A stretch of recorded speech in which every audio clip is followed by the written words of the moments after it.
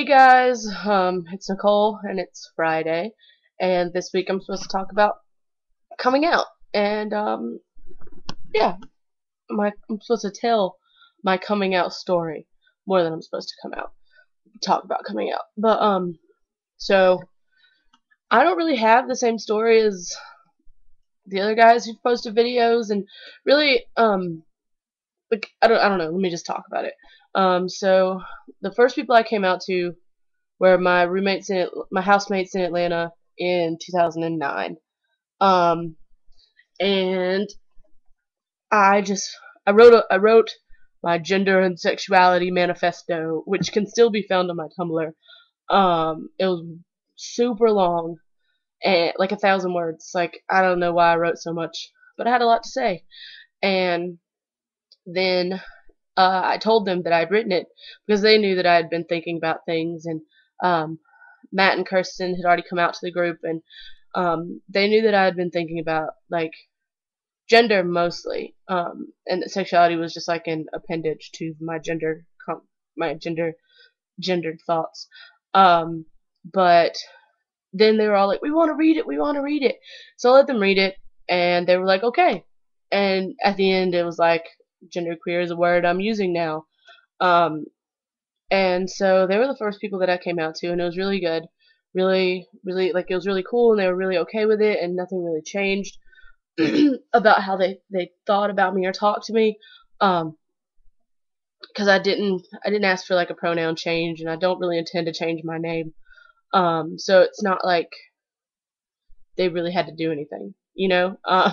Except I mean, some of their references needed a change. But that was about it. But yeah, and then in April of 2010, yeah, April of 2010, I came out to a few of my friends when I came back to visit NC State from Atlanta, to get classes set up and everything. And I told Nunzio, I remember that I told him that I started with the sexuality piece, and so I told him I was people sexual, and he was like, "Oh my God, Nicole, that's really hot," and I was like, "Yay, this is gonna be good." And then we started talking about gender, which has been a more confusing conversation for my friends, I think. Um, it's a more confusing conversation for a lot of people, I think, than sexuality. But for me, it's really always been about gender and how I think about myself and what gender norms and roles I hold myself to than it has been about who I'm sexually attracted to. Um, and then I guess my next big coming out thing was when I came out to the entire school in that newspaper article that Ian and I were both in.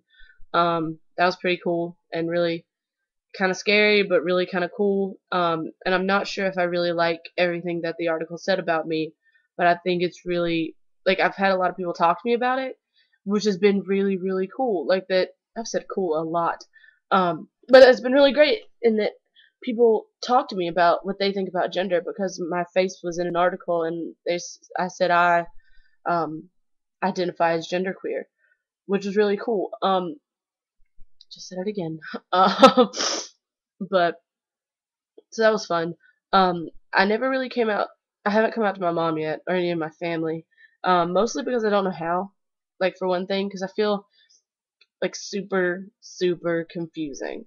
You know, like I feel like that a lot, and I don't know if the words that I've chosen to use for myself are gonna make any sense at all to them.